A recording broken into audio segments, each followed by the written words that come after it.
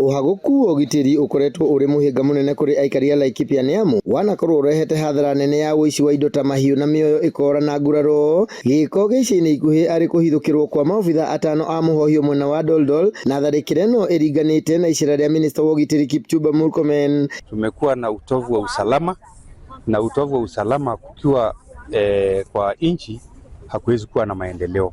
Kitu cha kwanza, kuna Mugogodo Forest.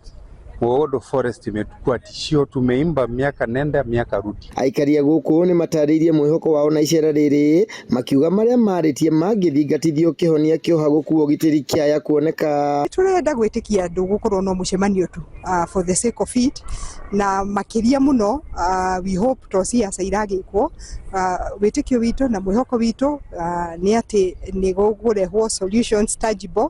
Tutitwo na undu toyo jukwaa la usalama ni undu wa mbere ni no ndimuhoe toguka tu tukorwo tukiaraniria reke undu uyu ukorwo ukioneka tondu andu mena matumaini manene ni turenda thayo na andu othe mendete thayo. Murkomen eranirie ati honge ciothe cia ugitiri ni ikunyitanira kuhurana na Uhaguku wa ugitiri na niguo gwakwo kambi cia borithi kundu gutiganite Laikipia ya rugongo niguo kuhinga njira cia miito ya mahiu.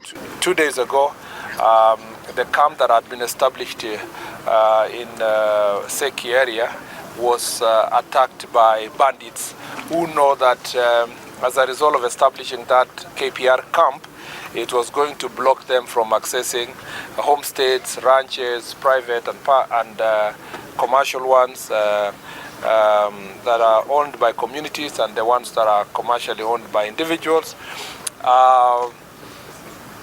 They know that route was being blocked, and that's why they viciously attacked the camp. Augite thirikari ni igeretie kurwa na Uhaguku wa ugitiri indi kuri na icigo itigarite na nicio maramurika muno. Handu-ini ha Inooro TV ndi kaunti-ini ya Laikipia, njitagwo Githui wa Wairimu.